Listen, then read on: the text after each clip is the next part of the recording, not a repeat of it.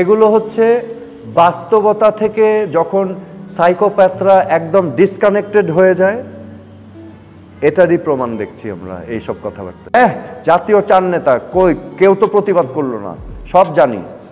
আমি ওনাকে চ্যালেঞ্জ করলাম যে আপনি সব জানেন মানে? যে আমার মা একমাত্র ব্যক্তি যে আপনার পরিবারের প্রত্যেকটা কবরের উপরে ফুল ছিটাতে ছিটাতে তার স্বামীর কবর জিয়ারত করেছে। বুঝাতে পারছি? আর বলবো?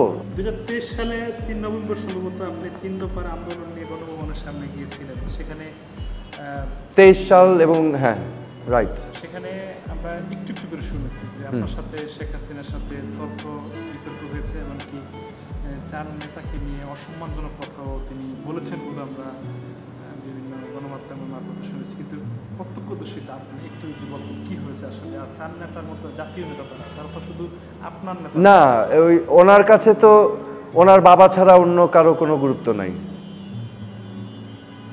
কোনো গুরুত্ব নাই। তো ওই যে আবার বলছি, ওই ক্ষমতা লাগবে, ক্ষমতায় বসে থাকতে হলে ইউনিটি দেখাতে হবে, ইউনিটির কারণে লিপ সার্ভিস দিয়ে জাতীয় চার নেতা।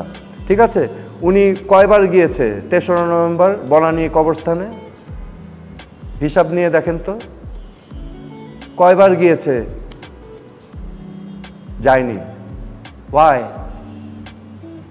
এই এখন এসে আবার জাতীয় চার নেতার নাম আসতেছে, এর আগে আবার নাম ছিল না। যখন ক্ষমতায় ছিল তখন কোনো খবর নাই, ওই 2-1টা অনুষ্ঠান গতানুগতিক কইরে জাতীয় চার নেতার অনুষ্ঠানে কথা হয়েছে অন্য টপিকস নিয়ে।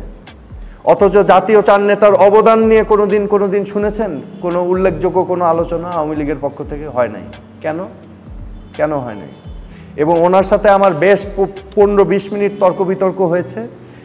ওনার ভিতরে একটা ক্ষোভ আছে যে 1975 সালে 15ই আগস্ট ওনার পিতা সহ সপরিবারে হত্যা করার পর বাংলাদেশের মানুষ প্রতিবাদ করে নাই, এটা একটা ক্ষোভ। দ্বিতীয় ক্ষোভ, আমি শুনে আশ্চর্য হয়েছি ওই দিন, এই প্রথম আমাকে সরাসরি উনি বলেছেন যে হ্যাঁ জাতীয় চার নেতা কই, কেউ তো প্রতিবাদ করলো না, সব জানি। আমি ওনাকে চ্যালেঞ্জ করলাম যে আপনি সব জানেন মানে? জাতীয় চার নেতা, তখন একটা মিলিটারি কু হয়েছে, তাদেরকে হাউস অ্যারেস্টে নিয়ে যাওয়া হয়েছে, ওনারা কি করবেন তখন? ওনারা জীবন দিয়ে গেল, তাও আপনি ওনাদেরকে দোষ দিচ্ছেন।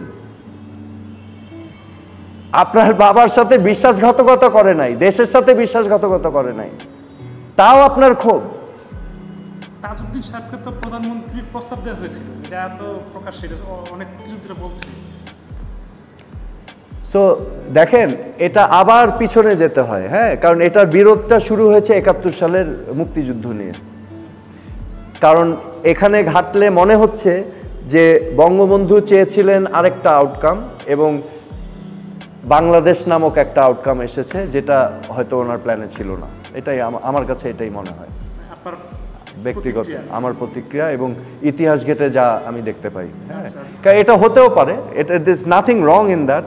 বঙ্গবন্ধু হয়তো চেয়েছিলেন যে পাকিস্তান ফ্রেমওয়ার্কের ভিতরে হয়তো অটোনমি নিয়ে পূর্ব পাকিস্তান চলবে এবং উনি প্রধানমন্ত্রী হবেন, এবং যেই কারণে ছাত্র নেতাদেরকে ইনস্ট্রাকশন দিয়েছিলেন একটা গোলযোগ সৃষ্টি করার, যাতে পাকিস্তানিদের উপর প্রেশার সৃষ্টি হয়। ঠিক আছে, কিন্তু তাজউদ্দিন আহমেদ আবার গেলেন স্বাধীনতার রুটে।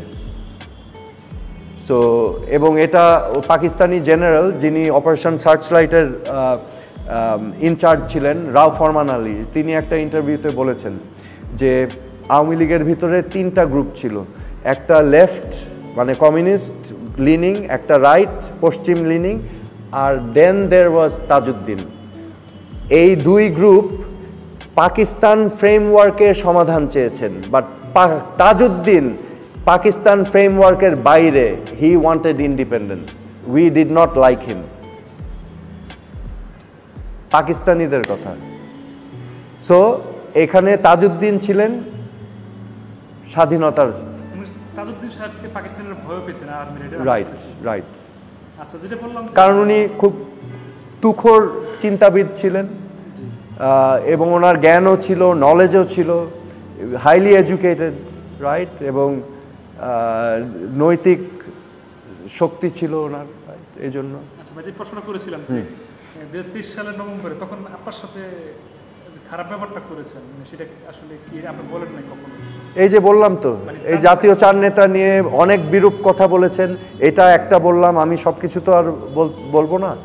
এখানে অনেক কিছু ওই কবর নিয়েও কথা হয়েছে, কে কার কবর দেখেছে না দেখেছে, খুব চিপ কথাবার্তা আর কি, ঠিক আছে, খুব চিপ কথাবার্তা, যেগুলো আমি এখানে প্রকাশ করব না।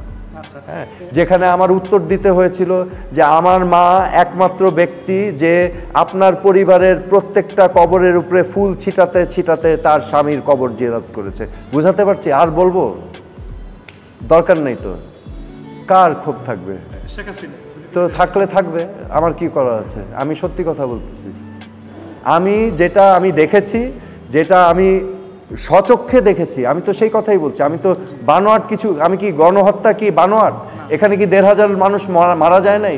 এটা কি ওনার আদেশে নির্দেশে হয় নাই? এই যে পুলিশ, বিডিআর, বিজিবি আর এরা ফায়ার করলো, কার আদেশে ফায়ার করেছে?